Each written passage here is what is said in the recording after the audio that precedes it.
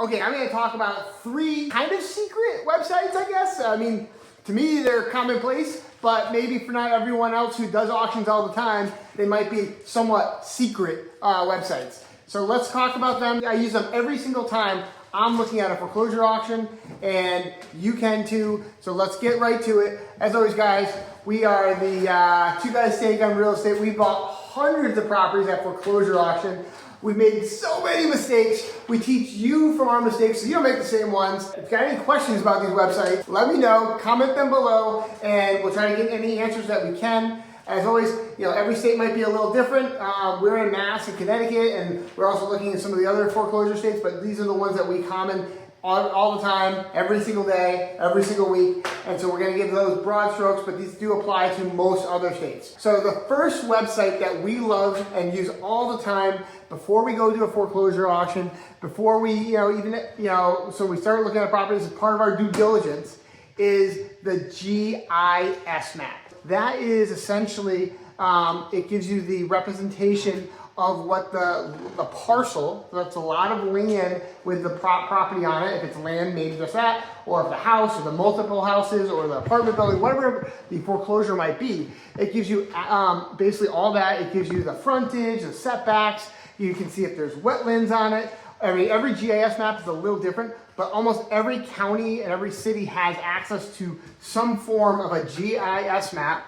We go to those so that we can see if there's maybe other lots that are tied to the property that we didn't know about. So you can kind of peruse on that. We also look to see if there's any issues with wetlands that we might want to be mindful of if we can't build on. So that's a good thing right there. We use the sites also for maybe finding out other properties that we could possibly pick up, maybe we know about, if what is going on for ownership. Check out roads. Maybe there's some paper roads, maybe not paper roads. What is a paper road? That's basically, it's a road that was never fully developed, essentially. And if that's there and you have frontage on it, great. Maybe you have a buildable lot extra to it, but more likely not, then you're gonna have to bring, basically do all the paving. You might have to bring utilities down the road, so you can have a high expense there. We can see on there, often, you get the parcel number. This is way when you call up the tax assessor, you can talk to them about specifically the parcel number. So not all the time do they want to look at and talk to the, for the actual address. I also like to give them the parcel number. So you can make sure the parcel number actually is referenced properly in the order of notice, because there has been issues where they foreclosed on the wrong parcel number. The address was right, but the parcel number was wrong, and we bought the wrong property. Check out that video here. We did fix that issue, by the way, so woo!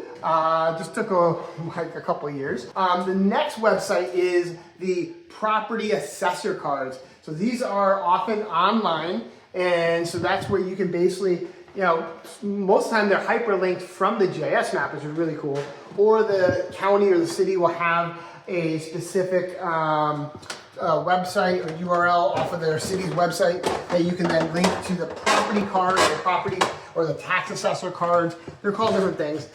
This will tell you a lot of things about what is it taxed at, what's the assessed value. It will tell you often maybe when the last building permits were pulled. Sometimes they have a list of all the building permits, so you can see that the roof was pulled, the deck was pulled, was it signed off on, was it not signed off on. You can often see the shape of the building. Maybe it has the general layout, so you can get not just the square footage of the building, but you might be able to get, all right, you can see that there's 40 feet here, 20 back. You can just kind of verify what the square footage is, what you see. Often you might also see there's a bump out that maybe wasn't calculated into the square footage. So maybe there's actually extra square footage you can add on to if you maybe add heat there or something like that, which can add extra value. So there's a little tip right there. Then also you're gonna wanna see on there, it might tell you the type of heat system it is, the age of the building.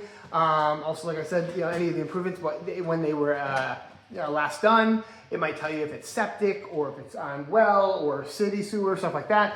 A lot of that might be right on that property card. So that's a really good, valuable information that you want to go, and we go to every time before a foreclosure auction. The last website that I want to talk about is the Registry of Deeds. So this one does take a little getting used to. Most counties, if they have, if it's a part of the Freedom of Information Act, you can actually access it. you can actually know a lot of information about the property. So you can often find the mortgage to the property. So you can find the deed, the mortgage, you know. Now, and these are all different things you're going to want to learn about, like what is a deed, how to read a deed. These are, you know, can provide a lot of information. You know, on the deed, you can see what parcels are being transferred with the property, which once again leads into also possibly a GIS map. You'll also be able to then look at the mortgage. You can see how much the mortgage was, when was it enacted. You can check the lien priority, which we talk a lot about in here, making sure that you're bidding on the first mortgage, not the second mortgage, unless you know what the first mortgage is, so you didn't get stuck with the first mortgage. You might be able to see other liens that are tied to the property. You can kind of see the history. Was there a tax taking recently placed? Anything like that, you're going to be able to see on the registry of deeds. Every registry of deeds is a little different. I've seen a lot of different ones in Mass and Connecticut, and there are different nuances. So you're going to want to learn each website a little differently. I'm sure every other city has different ones and other states. But it is a wealth of information that you can get that helps you gauge really realistically what maybe the bid's going to be, whether liens are there that you're going to have to pay or not pay, if there's any other, you know, unforeseen things that you might be able to pick up on the deed or the mortgage, and other notices that have been happening. Maybe also you're looking at the bank and figure out which bank is foreclosing. Maybe that can give you some great information. But you want to look at all these kind of things. This will be really helpful so that you can make really informed decisions when you're going to these foreclosure auctions, and you're going to want as much information as possible. Yeah, here's the bathroom. Sorry, I'm just walking also through a project that we're bought at Foreclosure, and we're just finishing up getting things ready so we can start putting the kitchen back together. We added an extra half bath, but sorry, I digress. Now, one last, you know, kind of, let's just say secret website that I want to talk about, and I've talked about too, is if you are in a judicial foreclosure state. So once again, we're talking, there's non-judicial, judicial. So non-judicial, basically, it does not have to go in front of a judge. A judicial state is going in front of a judge before it gets approved so that it can then host the auction.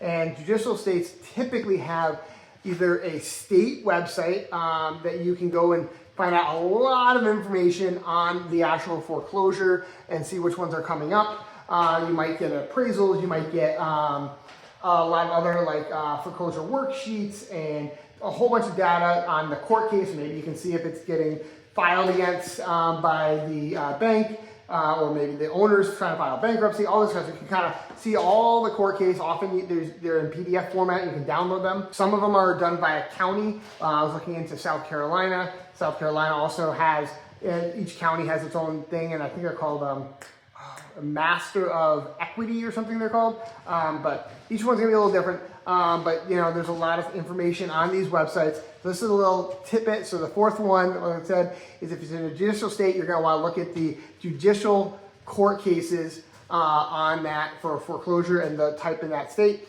So hope this was really helpful. If you know you have any questions on any of those 4 websites, leave them below. I'll try to answer as much as I can. Every state, once again, is a little different, so you're gonna wanna find, you know, how those websites work for your state. Hope that was all really helpful. And I really think that these websites really will help you because it really helps us on all of our foreclosures. So wish you all the best, and I hope to see you guys in the next video. Thanks again. Have a good one.